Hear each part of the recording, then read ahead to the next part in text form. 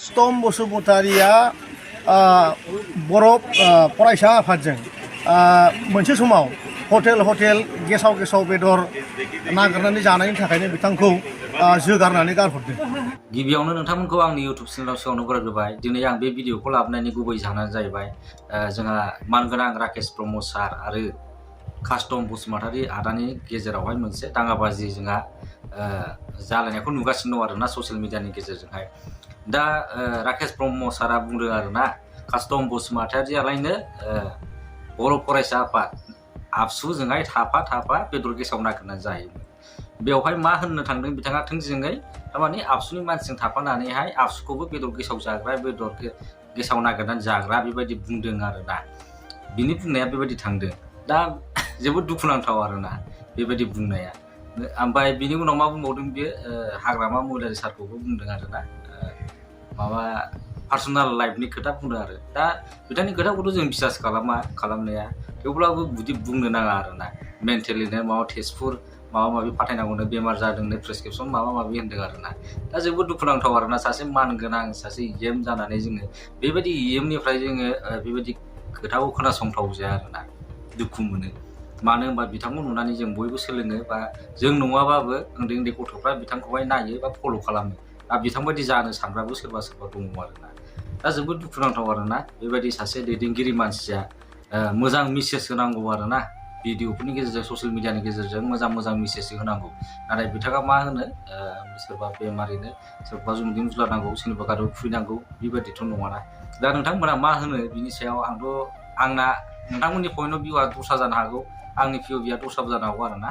नोंथांमोना कमेन्ट हरबानो जाबाय। दा आं मिथिया आरोना बे राकेश ब्रह्म सारा जोंहा आबसुखौ होनदोंना होनाखैमोन, नाथाय कास्टम बसुमतारीखौहाय आबसुजों जेनेबा थाफानानै फरायसा आफादजों थाफानानैहाय बेदर गेसाव नागिरना जाग्रा होनना बुङो आरोना।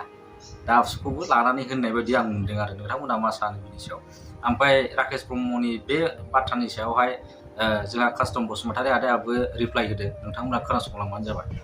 कास्टम बसुमतारिया बरफ फरायसा आफादजों मोनसे समाव हटेल गेसाव बेदर नागिरनानै जानायनि थाखायनो बिथांखौ जोगारनानै गारहरदों। आरो कास्टम बसुमतारिया अराय सम माने गेसाव बेदरखौ मोजां मोनग्रा सासे सुबुं। हाग्रामाखौ बिटिआर ओनसोलनिफ्राय बोखारनानै गारहरथारनो थाखाय बयबो जुजिगासिनो दङ। आरो जों दाख्लै बावैसो आं बुंगासिनो दङ बिथाङा आरो मेन्टेल माने इलनेसआव भुगिनानै दंखायो, माने ब्रेनाव बिराद दस जानानै दं। आरो बे ब्रेन दसनि थाखाय बिथांखौ टेस्टफोरावसो दोनहैखासिगोन। गतिके गाव थांनायनि आगोलावनो बिटिआरखौ दोनला बायदिसिना खोथा बुंनाया स्वाभाबिक। आरो बेनाव डिमेनशिया होननाय मोनसे बेमार जादों। अलरेडि डाक्टारा बेखौ बुंदों, बेनाव प्रेसक्रिपसनबो हयथ' दङ। बिथांजों जाय डाक्टारजों नागिरदों बेखौबो जोङो लोगो हमनानै जों मिथिनो मोन्दों बिथांनाव डिमेनशिया होननाय बेमार दङ। आरो बे बेमारा जायोब्ला जायखौ सानो बेखौनो माने मोगथाङाव जानाय बायदि मोनबाय थायो। प्रब्लेमा जेबो गैया, बाथ्राया बेल' बिथांनाव डिमेनशिया बेमार दङ। এই কেইদিনমান আমাৰ UPPৰ দলৰে এজন নেতা ৰাকেশ ব্ৰহ্ম, তেখেতে ইএম, তেখেতে আবুল চাবুল কথা কৈ আছে। আগত ইলেকশ্যন সময়ত পৰিৱৰ্তনৰ শ্লোগান কৈছিলে তেওঁলোকে। এতিয়া তেওঁলোকে একো ৰাইজৰ ভাল কাম কৰিব পৰা নাই। ৰাইজে গাঁৱে তেওঁলোকক সোমাব দিয়া নাই, মিটিং কৰিব পৰা নাই। আগত পৰিৱৰ্তন যি প্ৰতিশ্ৰুতি দিছিলে UPPৰ ইএমসকলে মাননীয় প্ৰমোদ বড়ো ডাঙৰীয়াৰ লগত যিমান UPPৰ ইএম আছে তেওঁলোকে যি প্ৰতিশ্ৰুতি দিছে এইটো এটাও কাম কৰিব পৰা নাই। সেইকাৰণে তেওঁলোকে গাঁৱত সোমাব পৰা নাই, গাঁৱৰ ৰাইজে তেওঁলোকক খেদাই আছে। সেইকাৰণে তেওঁলোকে উপায় নাই, বেচেৰা তেওঁলোকে ঘৰত বহি নিজৰ অফিচত কাম বন কৰা নাই। সেইকাৰণে আবুল তাবুল প্ৰেছ মিট দি আছে। ইলেকশ্যন আহি আছে, আমাৰ 24ত MP ইলেকশ্যন, তেওঁলোকে হাৰাটো চিয়'ৰ।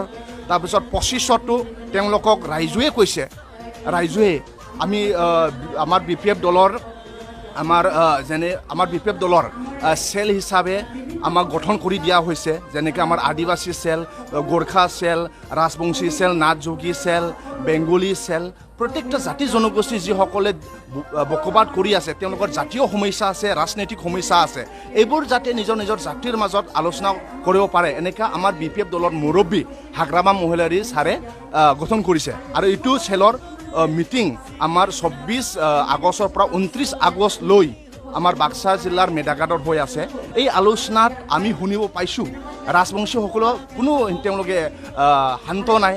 আদিবাসীসকলে খং উঠি আছে, গোৰ্খাসকলে খং উঠি আছে, বেংগলীসকলে খং উঠি আছে আৰু মাইনৰিটি তেওঁলোকক যেনেদৰে প্ৰমোদ বড়োৱে টাৰ্গেট লৈ আছে যে তেওঁলোকে খুচি নাই। সেইকাৰণে UPPLৰ EM ৰাকেশ ব্ৰহ্ম হওক বা যোনে হওক UPPLৰ নেতাসকলে না বড়ো গাঁৱত যাব পাৰিছে, না আদিবাসী গাঁৱত যাব পাৰিছে, না বেংগলী গাঁৱত, না মাইনৰিটি চেলত তেওঁলোকৰ গাঁৱতে সোমাব দিয়া নাই। এইটো কাৰণে তেওঁলোকে গাঁৱত যাব পৰা নাই, নিজৰ অফিচত বহি কিনি আবুল ডাবুল কথা কৈ আছে। যিমান ৰাকেশ ব্ৰহ্মই কৈছে নহয় এইবোৰ চব মিছা কথা আৰু তেওঁলোকে আগন্তুক ইলেকশ্যনত হাৰাটো কাঠাং। ইয়াৰ কাৰণে তেওঁলোকৰ ব্ৰেইনটো কাম নোপোৱা হৈ গ'ল, ফাংচনলেছ ব্ৰেইনটো ফাংচনলেছ হৈ গ'ল, সিহঁতৰ চব ষ্টপ হৈ গ'ল। সেইকাৰণে তেওঁলোকৰ কথাটো শুনিব নালাগে। ৰাইজে কৈ আছে যে আগন্তুক দিনত প্ৰত্যেক জাতি জনগোষ্ঠীয়ে হাগ্ৰামা মহিলাৰীক বিচাৰিছে, বড়ো জাতিক লৈ বিভিন্ন জাতি জনগোষ্ঠীয়ে হাগ্ৰামা মহিলাৰী যেনেকুৱা সন্মান মৰম শ্ৰেণাই দিছিলে আকৌ এইটো লাগে বুলি।